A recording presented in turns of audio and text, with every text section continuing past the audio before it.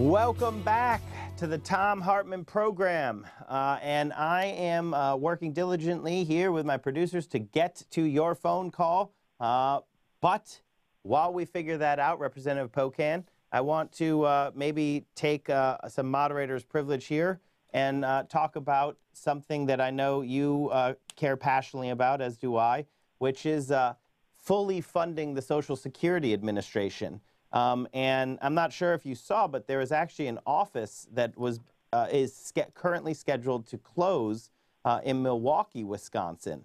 And this is just an issue that I think, I always call this the death by 1,000 cuts attack by the billionaires. They come after our benefits and they want to reach into our pockets and steal our money. When we fend them off of that, and as you know, we're going to fight to expand Social Security. You're a leader on that. And when we're successful at that, they take these other avenues. And the one that, I think we're seeing right now is this attack at the Social Security administrative funding.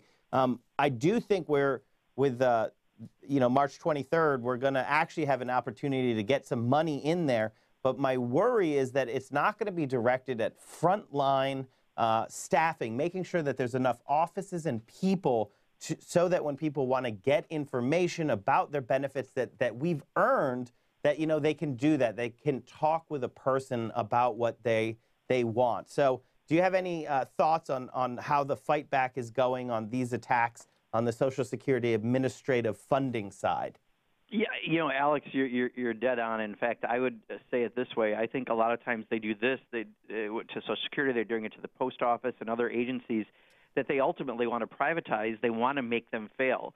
So they're running efficiently and working well, and they want to make it so that they have a justification to privatize it and put the money into Wall Street's hands or a private entity's hands. So in this case, if you take away enough of the offices that actually provide services to people and you create a problem, you create the problem that you're trying to solve, then you can come up with the solution being to privatize Social Security. So this is a pattern we've seen them do before, and that's why we're trying to protect all that money to stay within the agency to provide the services they do, because Social Security and Medicare, I would argue, are probably two of the most popular programs the federal government offers to the citizens of this country, and they're out to try to make someone else get a profit off of it, and the way they do that is to make it not function well, and these are all efforts, death by 1,000 cuts, as you said, to do that. Yeah, I always sum it up as they kneecap the mailman and then complain that the mail is late so that they can get their greedy little hands on public resources. And we are going to take a call from David in New York. David, you're on the line. Hi there. I am a former state worker, 26-9 in Maryland. I'm 54 years old and a lifelong Democrat. I can't hear you, David. I apologize. David, you're breaking up. Oh, sorry.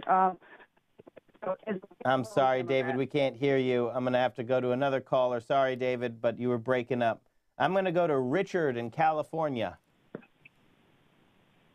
Yeah, I just read where ex-Attorney General Eric Holder is going to file suit against Scott Walker of Wisconsin, the governor, because he failed to put those two special elections for the two seats available. Now, is he suing the governor personally, or is he suing the state of Wisconsin?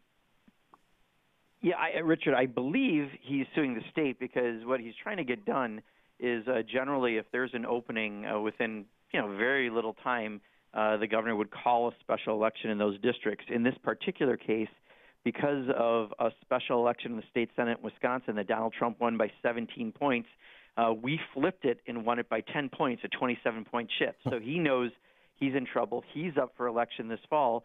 So there's a state assembly seat and a state Senate seat where he's refusing to call the election. And I've been arguing someone should sue. The problem is it's costly. I'm really glad that Eric Holder and his organization came in and did it. And it's to get it to call the election so that you don't have for the rest of the year, in one case, 165,000 people, in another case, 58,000 people not represented in their districts by someone in the state legislature. And I think we have David from New York back. David, let's give this another shot. Okay, great. Thank you. So anyway, try to keep it short. I'm 64 years old, former steel worker, and I was really excited by the Sanders campaign, and I feel like the Democratic Party machine really sabotaged it, and that the machine really has not learned anything. And I'm wondering, is there any possibility that the Democratic Party could hold regional conventions? Because I feel like there's a lot of people like me who were excited, will be really motivated to get behind a good, solid campaign that's talking about universal health care, expanded Social Security, and things like that. I would really like to see some kind of acknowledgement that there are people like me who want to do things and will get behind things. What do you think about that, Dave? Congressman?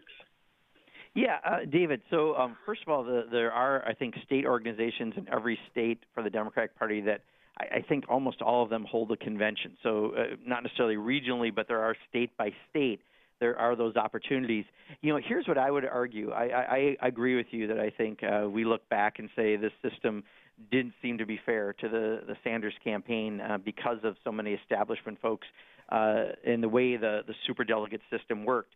Here's the good news. My good friend Keith Ellison is now number 2 there. Tom Perez was one of the most progressive cabinet secretaries under Barack Obama, is now number 1 over there. They are now strongly endorsing a concept to completely reform the superdelegate system in a very positive way. And right now we're getting a bunch of members of Congress to sign a letter supporting that to urge the DNC to make those changes. I would argue, you know, join your local Democratic Party with your other friends and take over that operation, and then you are the Democratic Party.